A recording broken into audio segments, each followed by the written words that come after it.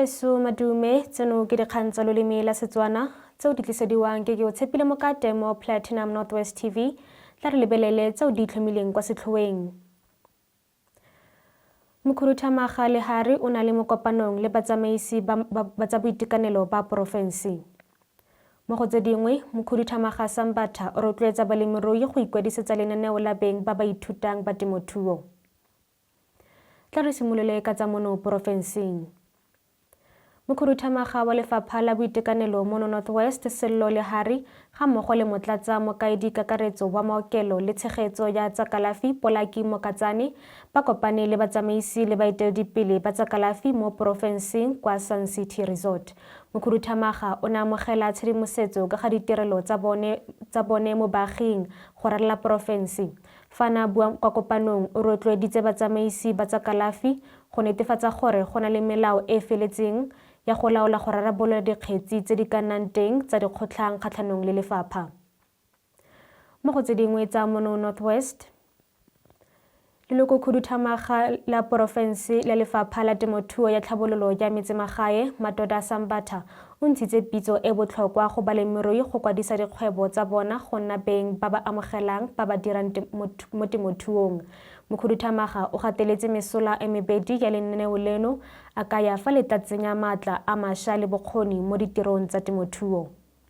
The provincial call for farmers to register, it's not necessarily a registration for farmers registry.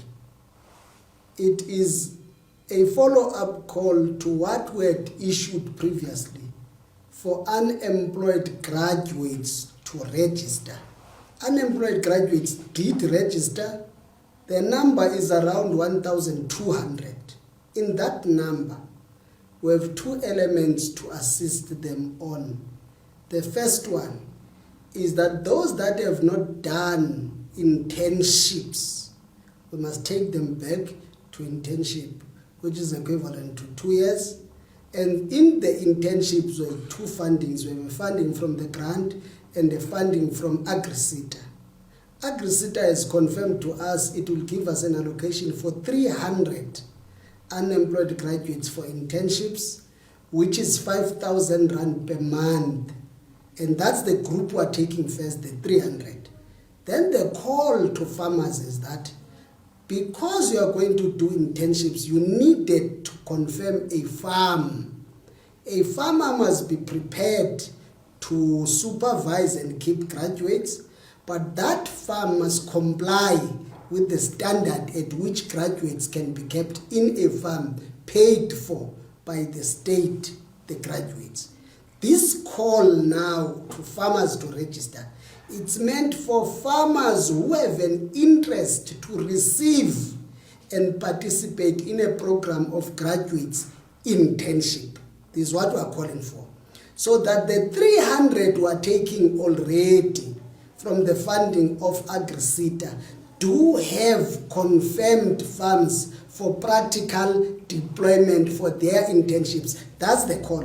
So the call is that farmers who are prepared to participate in a government program of internship for agric graduates must register on this call, so that government works with those farmers to check compliance to keep and supervise graduates, and then decide to supervise graduates.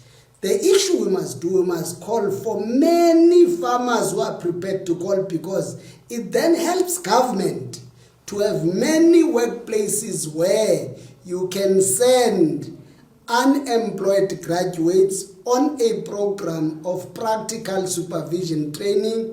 You pay them a stipend for 2 years. That's the call. Re di wetsa fa tsa porofense mme re tsena mo go tsa bosetšhaba. Maloko a le 6 a lelapa a tlhokafetse morago ga molelo wa kwa Maipeing kwa Kwathemba kwa botlhaba jwa Johannesburg. Ba ditirelo tsa tshoganyetso ba ka ile fa ka ura ya 3 mo mosong wa gompieno ga ba goroga. Mokhukhu o ne o le mo molelong mme go ne go na le batho ba ba neng ba gaeletswe mo teng. Sephiri sa EMS kwa Ekurhuleni William Ntladi a re motho a le mongwe o alafiwa kwa bokelong ka ntlha ya dikgobalo tse di masisi. Tla re tsene mo go tsa boditšhabatšhaba.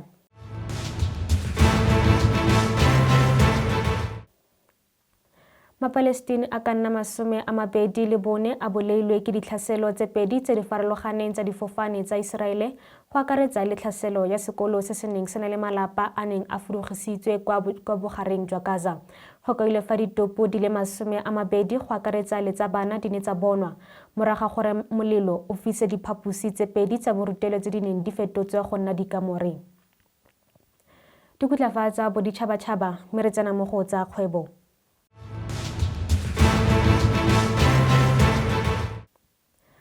Mokgatlho wa badiri ba meepo le wa badiri ba dikago AMCU o batla go ikarabela ka botlalo mo moepong wa Sibanye Stillwater moraga gore badiri ba le 260 ba gailwe ka fa tlase ga lefatshe kwa Kloof 7 Shaft. AMCU e pega baokamedi molato wa go itlhokomolosa pabalesego le go palelwa ke go tlhokomela ditsela tsa go falola fa go na le maemo a tshoganyetso. Moeteledipele wa AMCU Joseph Mthunjwa a re Sibanye e na le mokgwa wa go itlhokomolosa melawana yotlhe ya pabalesego. Tla re tsene mo go tsa metshameko.